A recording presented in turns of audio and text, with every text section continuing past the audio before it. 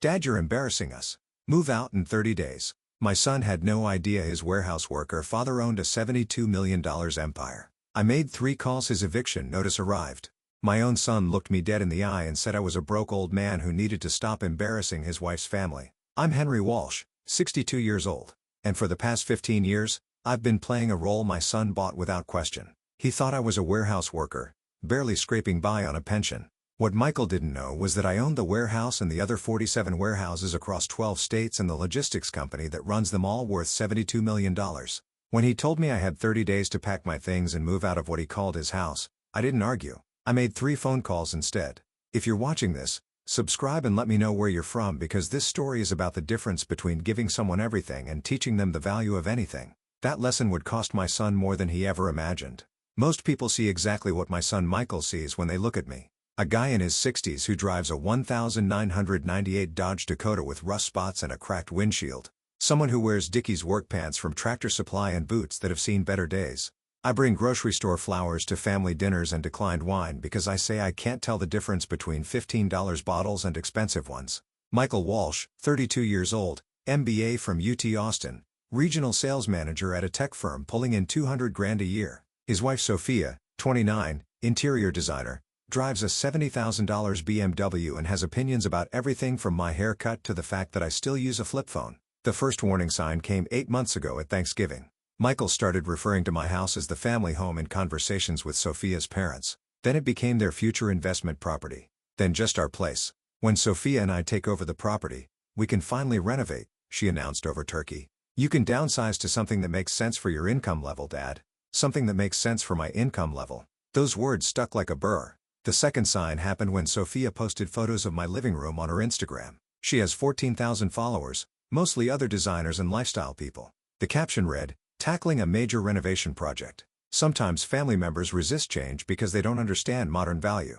The comments were harsh. People calling me an old-timer holding on to the past. One person wrote, "Boomers won't let go even when it's time. Just take over and do what needs to be done." Sophia screenshotted the worst ones and texted them to Michael. "See? Even professionals agree. Your dad's being unreasonable." What neither of them knows is that I've been watching these Instagram stories for months, watching Sophia show off the custom kitchen I had installed 5 years ago, talking about her renovation plans like she's doing me a favor. The master bedroom where Michael grew up, now described as our sanctuary. The backyard workshop where I taught Michael to change oil and fix fence posts, now earmarked for a meditation garden. In her world, I'm the stubborn old man who got lucky inheriting a decent house and somehow managed to hold on to it. Michael tells people I'm blue-collar simple, that I don't really understand how money works in today's economy. He means well, he told Sophia's father at a barbecue last summer. But Dad's generation just didn't have the financial education we have now. My generation, the one that apparently stumbled into property ownership through dumb luck. But the real breaking point wasn't the Instagram posts or the condescending comments or even the assumption that I'd just hand over my house. It was what happened 6 weeks ago when Michael and Sophia brought her parents to my place for dinner. Richard and Patricia Morrison. Richard owns 3 car dealerships in Houston. Patricia sits on charity boards and makes sure everyone knows it. They walked into my house like they were touring a fixer-upper. Richard immediately started pointing out problems. Foundation could be settling. Roof looks original. This HVAC system is probably costing you a fortune in energy bills, Henry. Sophia was taking notes on her phone. Michael nodded along like an eager student. Dad, Richard's offering to connect you with his contractor guy. Friend rates. You could probably get this place fixed up for under 50 grand if you're smart about it. 50 grand. Like I had that kind of money lying around. Dad doesn't really do big purchases, Sophia explained to her mother. Fixed income, you know? Patricia gave me a sympathetic smile. Henry, have you thought about what happens when you can't maintain the property anymore? My church has information about senior housing options. Very affordable senior housing. I'm 62 and I run 6 miles every morning. Michael jumped in quickly. Actually, Dad, that's what we wanted to talk about. Sophia and I have been discussing our 5-year plan. We need more space. Her design business is taking off. We're thinking about starting a family soon. This house would be perfect for us, perfect for them. In my house. And where would I go? Michael and Sophia exchanged a look. Well, you could move into something smaller, a condo, maybe. Sophia's company works with several developments that have units under 200,000. Much more manageable for your situation. My situation? The situation where I supposedly can't afford my own house. Richard leaned back in his chair. Henry, I'm going to be straight with you. Property values in this area have skyrocketed. Your house is probably worth 700, maybe $750,000 now. That's a lot of equity for someone on a pension. You could sell. Give Michael and Sophia a good deal as family and still have enough to live comfortably in a smaller place. Plus, he added, you'd be helping your son build generational wealth. Isn't that what fathers are supposed to do? What fathers are supposed to do? I smiled and said I'd think about it. That night, Michael had no idea what he'd triggered. The email came at 6:15 the next morning. Subject line: moving forward with property transfer. Dad, Sophia, and I have talked to a real estate attorney. We found a solution that works for everyone. You deed the house to us now. We let you live in the guest room for up to 2 years while you transition, and we'll cover your moving expenses when the time comes. Richard knows a financial planner who can help you manage the proceeds. We want to start the paperwork this week. They want to start the paperwork this week for my house, the guest room, in my own house. I called Michael immediately. He answered on the third ring, sounding annoyed. Dad, did you get my email? It's 6:30 in the morning. I know. I wanted to catch you before work. We need to discuss this. There's nothing to discuss. Sophia and I have thought this through carefully. This is what's best for everyone. Richard's attorney already drafted preliminary documents. Best for everyone or best for you? Dad, come on. You're 62 years old.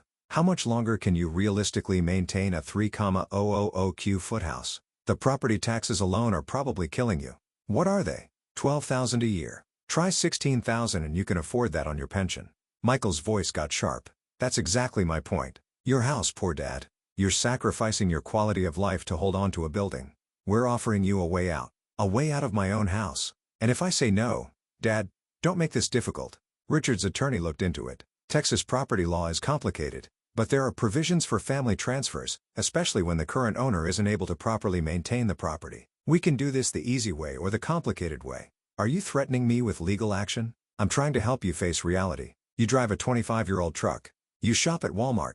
You haven't taken a vacation in years. Meanwhile, you're sitting on $700,000 in real estate equity that could change both our lives. This isn't about taking something from you. It's about smart financial planning. He hung up. I sat in my kitchen, the same kitchen where I'd taught Michael to make pancakes when he was 7 and realized my son genuinely believed he was rescuing me from poverty. The documents arrived by email at noon. Official letterhead from Morrison Legal Group, Richard's attorney brother. The language was dressed up as care and concern, property transfer agreement, and cohabitation arrangement. I had 60 days to sign or they'd pursue alternative legal remedies to ensure proper property stewardship. Property stewardship for the house I built with my own money 23 years ago. The letter included a helpful breakdown of my estimated monthly expenses based on typical pension income for someone of your work history. They'd calculated I could barely afford groceries after housing costs. The final paragraph made my jaw tight. This arrangement allows Henry Walsh to age in place with dignity while ensuring the property remains in family hands and is properly maintained for future generations. Age in place with dignity. In the guest room of my own house. I walked to my home office and opened the filing cabinet. I haven't shown Michael since he was a teenager. The one he thinks contains old tax returns and mortgage papers. The documents were exactly where I left them. Walsh Logistics Incorporated Articles of Incorporation from 2008, property deeds for 48 warehouse facilities across 12 states, bank statements from First Republic showing liquid assets of $41.3 million, and the Bloomberg profile from 18 months ago titled, The Invisible Freight Kings of the South. I spread everything across my desk and took photos with my flip phone. Then I made my list. First call Margaret Chen, my attorney for 20 years. She picked up on the first ring. Henry, what's wrong? You never call during business hours. Margaret, I need documents prepared fast. Michael's trying to take the house. What kind of documents? The kind that teach my son the difference between inheriting something and assuming he deserves it. Margaret was quiet for a long moment. How fast are we talking? 24 hours. And Margaret, make sure everything's bulletproof. This is going to get ugly. Second, call Robert Patterson, CEO of Walsh Logistics. Technically my employee, but he runs daily operations. Robert, we need to accelerate the Patterson Industries acquisition. Both the Irving facility and the Plano warehouse. Full cash offer close in 48 hours. Henry, that's aggressive even for us. Patterson's been negotiating for months. I know, but I need the Irving warehouse operational under new ownership by Friday. Michael works in that building. He doesn't know I own it. Robert understood immediately. Oh, this is about your son. Make it happen. Third call was the hardest. I dialed Dr. Susan Martinez, the family therapist Michael and I saw twice after his mother died. Doc Martinez, it's Henry Walsh. I need an emergency session documented for tomorrow and I need you to witness something that's going to be very difficult. By sunset, everything was in motion. Michael had no idea what was coming. The dinner party was Sophia's idea. A celebration, she called it. 20 people at my house, her design clients, Michael's co-workers, Richard and Patricia, everyone drinking wine that cost more than my monthly grocery bill. Sophia had hired a catering company. She introduced them to my kitchen like she owned it. Michael wore a suit that probably cost $2,000. His wedding ring caught the light platinum band with small diamonds. He'd mentioned it cost $8,000. Smart investment piece, he'd said. I showed up exactly on time wearing my work dickies and a flannel shirt from Tractor Supply. Carried a six-pack of Shiner Boch, $7 at the gas station. Sophia met me at the door and I could see the panic in her eyes. Henry, you're here. I thought you might want to change first. Change into what? Something more. She waved her hand vaguely. Appropriate. The Morrisons are here. I'm wearing what I always wear. Michael appeared behind her, already looking embarrassed. Dad, maybe just put on the blue shirt I bought you for Christmas, the Nautica one. This is fine, I said, walking past them. The room got quieter when I entered. Not silent, but that shift when people notice something that doesn't fit. I saw Michael's boss, a guy named Trevor, who makes $300,000 a year. Saw Sophia's biggest client, a woman who just paid her $30,000 to redecorate a lake house. Saw Richard Morrison holding court with a glass of wine that probably cost $40. Henry, Richard called out loud enough for everyone to hear. Glad you could make it. Come here, let me introduce you around. He steered me toward a group of his friends. This is Michael's father, Henry. Henry, this is James, owns a construction company. And David, he's in commercial real estate. And Thomas, private equity. They shook my hand with the careful politeness rich people use around working folks. So Henry, Richard continued, what do you do?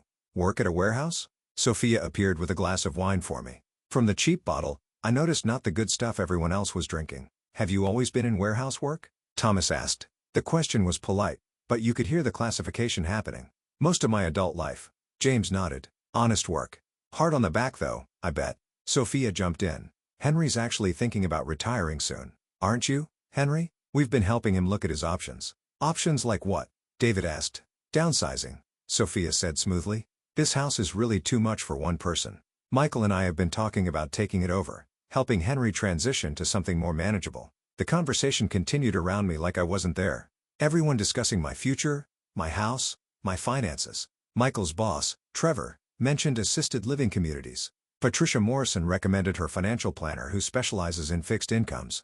Through it all, I sipped my $7 beer and watched my son nod along. Finally, Richard cleared his throat. Actually, everyone, that's partly why we're all here tonight. Michael and Sophia have some news. Michael stood up, pulling Sophia with him. Dad, we wanted to tell you with everyone here because they're all part of our support system. Sophia and I have decided to start our family. We're going to need the space. We're moving forward with the property transfer. We've already talked to attorneys. Everything's arranged so you can stay comfortable during the transition. The room erupted in congratulations. People hugging Sophia, shaking Michael's hand, Patricia Morrison wiping tears. Someone proposed a toast to new beginnings and family taking care of family. Everyone raised their glasses. I stayed seated. Michael noticed. Dad, aren't you happy for us? I'm curious about something, I said. The room got quieter. Michael, how much do you think this house is worth? He looked confused. We had it appraised, $740,000. And how do you think I've been paying the mortgage for 23 years? Richard answered for him. Henry, we know it's been a struggle. That's why this solution makes sense. There is no mortgage. I said, I paid cash for this house in 2001. Michael laughed nervously. Dad, that's not possible. The house cost $300,000. You were working at the warehouse. Where would you get that kind of money? Where would I get it? I repeated. The room was definitely quiet now. Michael, do you know which warehouse I work at? You never really talk about work. I work at Walsh Logistics' main distribution center in Irving, the one right off Route 114. Michael frowned. My company has an account with Walsh Logistics. We ship through them all the time. Interesting. Tell me, when you send shipments through Walsh Logistics, who do you think owns that company? Trevor, Michael's boss, spoke up. Walsh Logistics is privately held. Owner's name is. He pulled out his phone. Henry Walsh. Huh? Same name as you. That's because it is me, I said. The silence was complete now. Michael stared at me. What? I own Walsh Logistics. Founded it in 2007 after selling my first company. We operate 48 warehouse facilities in 12 states. Current valuation is approximately $72 million. Sophia made a choking sound. That's not possible. You drive a truck from the 90s. I pulled out my flip phone. Would you like to see the company dashboard? I opened an app most people wouldn't expect on a flip phone. Real-time tracking, revenue, fleet management, Today's gross revenue across all facilities. I scrolled down. $216,000. Richard Morrison had gone pale. You're Henry Walsh. The Henry Walsh from Walsh Logistics. The same. We've tried to acquire your Irving facility for 3 years. You've refused every offer because I'm not selling. Well, I amended. I wasn't selling. Actually, Robert Patterson. Do you know him? Richard nodded numbly. We compete for contracts constantly. I sold him the Irving facility yesterday. Transaction closed at 4 p.m. He takes possession Monday morning. Michael found his voice. You sold the warehouse where I work. I sold the building your company leases space in. Yes. Trevor looked sick. Walsh Logistics owns our warehouse space. Our lease is up for renewal in August. Patterson Industries tends to renegotiate rates aggressively, I said. I expect your shipping costs will increase substantially, probably 40%. Patricia Morrison grabbed her husband's arm. Richard, didn't you just tell Michael your dealerships ship all their parts through that facility? All 3 dealerships, Richard confirmed. Our entire logistics chain runs through Irving. Well, I said, you might want to talk to Robert Patterson about securing new terms, though I understand he's less flexible than I was. Trevor was staring at his phone. His face had gone white. Our CFO just texted Patterson Industries sent new lease terms. $55,000 a month, up from $32, plus additional fees for, he scrolled, premium dock access, expedited processing, after-hours loading. Jesus, that's an extra $400,000 a year. Michael grabbed my arm. Dad, you can't do this. Can't do what? Own a business. Run it how I see fit. Sell property to qualified buyers. You did this because of the house. I sold the Irving facility because Robert Patterson offered me $38 million and I accepted. The fact that your employer leases space there is incidental. But you knew it would hurt Michael's company. I knew it would affect the operational costs of a company where my son works. Yes. Whether that hurts them depends on how they manage the situation. Sophia was scrolling frantically on her phone. Her Instagram, I noticed. Henry, she said, voice shaking. Are you Walsh Logistics? The private company. The one that's been buying up distribution centers across the South. Bloomberg wrote about you. They called you a ghost mogul. I prefer low profile, I said. Michael sat down hard. This doesn't make sense. You live like someone who doesn't need to prove anything to anyone. I finished. Michael, when's the last time you asked about my work, about my day, about anything in my life that wasn't convenient for you to know? He opened his mouth, closed it. I'll wait, I said. The room waited with me. 20 people watching my son realize he knew nothing about his father. Sophia broke the silence. But the house you let us think. You let me think you were struggling. I never said I was struggling. You assumed. You saw an old truck and work clothes and decided you knew everything about my financial situation. But I'm your son, Michael said. I should have known. Should you? When's the last time you visited without wanting something? When's the last time you called just to talk? When's the last time you asked if I needed help instead of assuming I did? Michael looked at his hands. I don't remember. Patricia Morrison tried to recover. Henry, surely you understand. Michael and Sophia were just trying to look out for your best interests by threatening legal action if I didn't sign over my house. Richard's brother sent those papers. Richard shifted uncomfortably. We thought you might need guidance. Guidance? I looked around the room. 20 people who spent the evening discussing my future like I was incompetent. Let me show you something. I pulled out my phone and opened my banking app. First Republic Trust account. Balance as of this morning, $41.3 million. Sophia gasped. I opened another screen. Investment portfolio $12.7 million. Real estate holdings beyond the logistics facilities. Another $18 million in residential and commercial properties. Total liquid net worth. I did the math publicly. $72.1 million. Give or take what the market did today. Trevor was the first to stand. Michael, I think we should go. Others followed quickly. Sophia's clients, Michael's co-workers, the Morrisons' friends. Within 10 minutes, the house had cleared. Except for Michael, Sophia, Richard, and Patricia. Richard tried one last time. Henry, perhaps we should discuss this privately. There's nothing to discuss. You tried to intimidate me into giving up my property. You failed. Now you're dealing with increased business costs because I sold an asset to a qualified buyer. That's just business. But our dealerships? The shipping costs, not my problem. You should have considered that before your attorney brother sent threatening letters to a man who owns half the distribution capacity in North Texas. Patricia looked at Michael. Did you know any of this? Michael shook his head. Dad, why didn't you tell me? Because Michael, I wanted to know who would value me for who I am, not what I have. Your mother and I decided when you were young that we'd live modestly, let you build your own success. See if you'd become the kind of person who judges others by their character instead of their bank account. His voice got small and I failed. You tried to steal my house because you thought I was too poor and too stupid to stop you. That's not, Michael started. That's exactly it, Sophia interrupted. She was crying. We thought we were helping. But really, we just wanted the house. We wanted the equity. We wanted to look successful to our friends. I stood up. I need you both to leave now. Dad, please. The property transfer documents I signed yesterday transfer this house to the Walsh Family Trust. As of this morning, you're listed as a temporary resident with a 60-day notice requirement. You'll receive formal eviction notices tomorrow.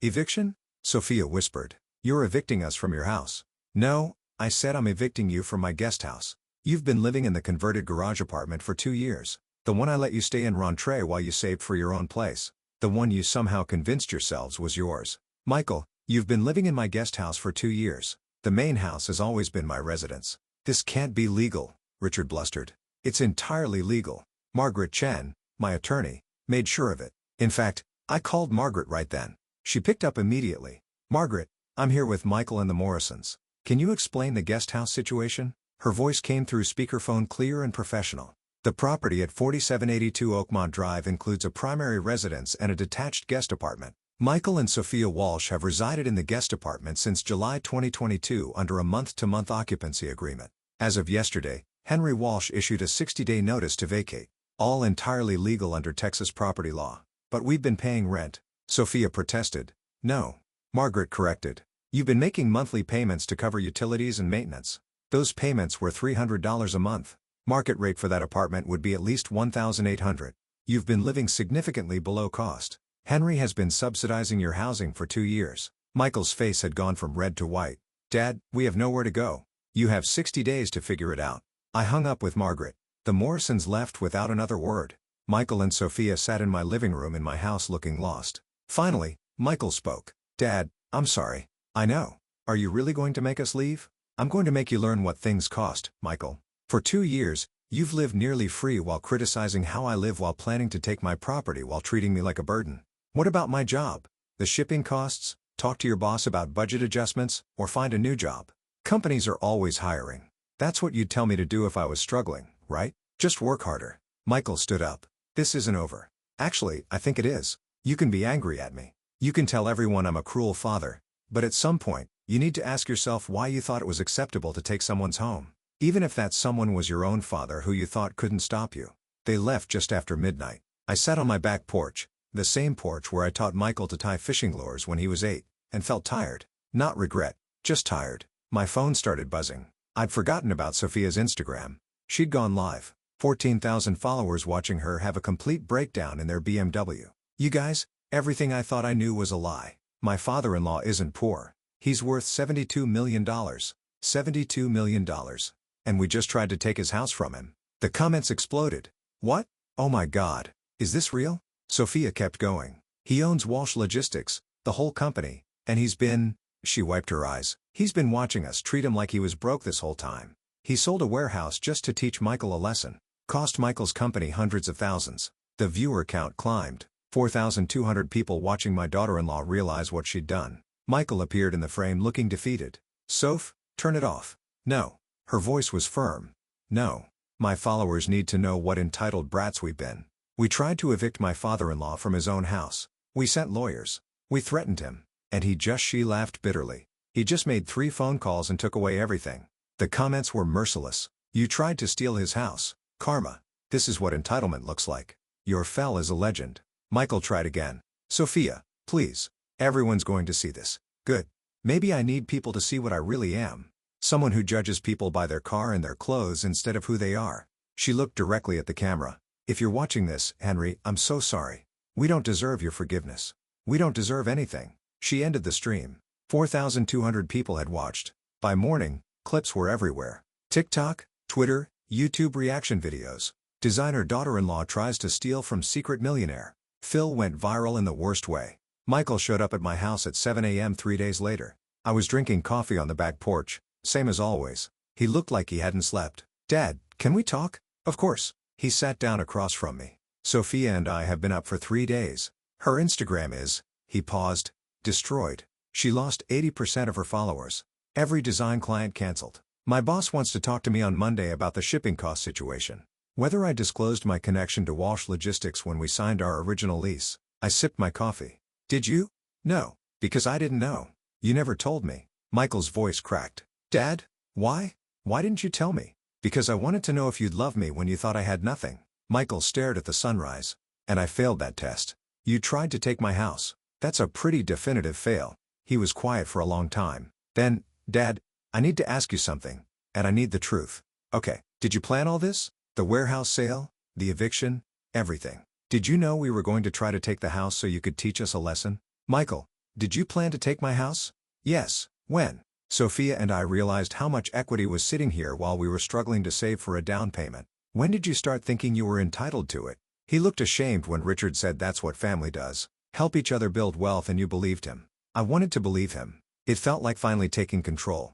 Like being smart instead of waiting for an inheritance.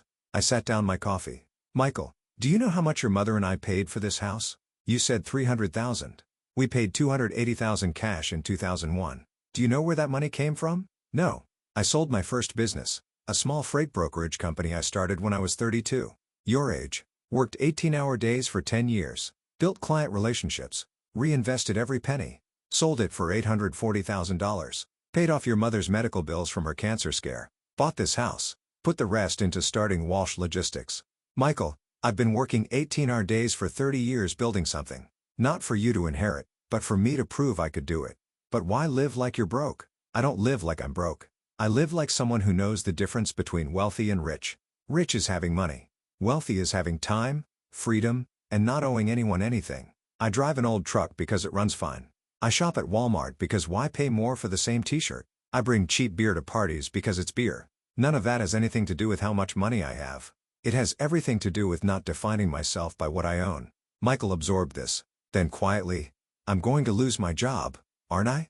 Maybe. The shipping costs alone will force budget cuts. They might restructure the whole department. What am I supposed to do? What everyone does. Find another job. Downsize. Learn to live within your means. You mean like you've been pretending to do? I haven't been pretending, Michael. This is how I actually live. The money just means I have security. It doesn't mean I need a new truck or expensive clothes or any of the things you and Sophia decided to find success. Michael stood up. I should go. We need to start packing. Before he left, he turned back. Dad, Sophia wants to apologize in person, not over Instagram. Tell her I'll be here. Michael left. I sat on my porch and watched the sun climb higher. Tomorrow, I'd call Robert Patterson and discuss opportunities for Michael if his current job fell through. Entry-level position, warehouse floor, minimum wage plus benefits. He'd have to earn his way up. No shortcuts, no family favors, just hard work and real growth. But I wouldn't tell Michael that yet. He needed to feel the weight of his choices first. 3 weeks passed. Michael and Sophia stayed quiet. The viral videos faded into internet history. Then one Saturday morning, they both showed up. No BMW this time. They'd come in a Honda Civic. Looked like a rental. Michael wore jeans and an old t-shirt. Sophia had her hair in a simple ponytail. No professional styling. They looked younger somehow. More real. Dad, Michael said, we wanted to talk to you together. Come in. They sat in my living room, the main house they'd never actually lived in. Sophia spoke first. Henry, I wrote something. I wanted to read it to you if that's okay. Go ahead. She pulled out a piece of notebook paper. Her hands were steady now. Henry, 3 weeks ago, I tried to take your house because I thought I deserved it more than you did. I thought you were a simple man who got lucky, and I was a sophisticated person who earned success. I was wrong about everything. Her voice didn't waver. I spent 28 years, she paused. Sorry. I spent my adult life measuring worth by price tags. Your truck was cheap, so you must be poor. My BMW was expensive, so I must be successful. I never asked what it cost you to pay for Michael's education, his wedding, the countless times you helped us without us even noticing. I never said thank you because I thought you owed us everything. Sophia folded the paper. I'm not asking you to take us back. I'm not asking for money or help or anything else. I'm asking for a chance to learn how to be people you could be proud of. Michael added, we both got jobs. I'm working at a marketing firm entry level, $42,000 a year. Sophia's working at a furniture store selling and learning about the business. We found an apartment in Arlington, $900 a month. He looked around my spacious living room. It's small, but it's ours. We're paying for it ourselves, Sophia continued. We've been learning to cook, to budget, to live on what we actually make instead of what we thought we deserved. It's hard, Henry. Some days I want to cry because I can't just buy things anymore. But it's also, she searched for the word honest. For the first time in my life, I know exactly what things cost, what I'm worth, what I can actually do. I looked at my son. Michael, what have you learned? That I don't know how to do anything. He said, honestly, you raised me comfortable. You paid for everything. And I never asked what that cost you. Not just money, time, energy, choices you didn't make because you were busy taking care of me. I'm 32 years old and I'm just now learning how to live like an adult. That's on me, not you. Michael pulled out his own paper. Dad, I also wrote something. I learned that being a man isn't about having a big title or expensive things. It's about working hard, keeping your word, and not expecting the world to hand you anything. You showed me that every day, and I was too arrogant to see it. You weren't arrogant, I said. You were entitled. There's a difference. Entitled means you think you deserve things just for existing. Arrogant means you think you're better than others. You weren't arrogant. You just genuinely believed the world owed you success because you went to business school and married well. Michael nodded. And now I know better. Now I'm grateful for a $42,000 a year job because I earned it myself. I'm grateful for a $900 apartment because it's ours. I'm grateful you're even willing to talk to us. Sophia added, the Instagram thing that was horrible. I lost everything. Every client, most of my followers, my reputation. But you know what? It was the best thing that could have happened because now I know who I am without the performance, without the likes and the validation. I'm just Sophia, working retail, learning to cook spaghetti, trying to be a better person. I looked at them both, really looked. For the first time in years, I saw the people I'd hoped they'd become. Would you two like to stay for dinner? Their faces lit up. Really? Really? But you're cooking. I don't do delivery anymore. They both laughed. We'd love to. We can help, Sophia offered. I cook now. Not well, but I try. We made spaghetti together in my kitchen. Sophia burned the garlic. Michael overcooked the pasta. We laughed about it. Ate at my old kitchen table, the one I'd built when Michael was 5. No phones, no Instagram, no performance, just dinner. As they were leaving, Michael turned back. Dad, thank you for what? For everything. For the house I got to grow up in. For the education you paid for. For the lesson you taught me, even though it hurt. Most of all, for not giving up on me. I haven't given up, I said. I've just stopped doing the work you need to do yourself. Michael hugged me. First real hug in years. We'll see you next week, same time. I'd like that. After they left, I sat on my back porch and watched the stars come out, pulled out my flip phone and called Robert Patterson. Robert, about that entry-level position we discussed. The warehouse floor job. Yeah, cancel it. Michael doesn't need it. He's doing fine on his own. You sure? Robert asked. He could use the experience. He's getting the right experience. He's learning to make it without me. That's worth more than any job I could give him. Fair enough. Robert paused. For what it's worth, Henry, what you did took guts. Most people wouldn't have the strength to let their kids struggle. It's not about strength, I said. It's about knowing that the best gift you can give someone isn't money or property or even opportunity. It's the chance to discover who they are when they have to earn everything themselves. Robert laughed. You should write a book. Too busy, I said. Got a logistics company to run. We said goodbye. I sat there a while longer thinking about my son at his marketing job. About Sophia selling furniture. About the dinner we'd just shared with burned garlic and overcooked pasta. About how sometimes the only way to give someone everything is to first take everything away.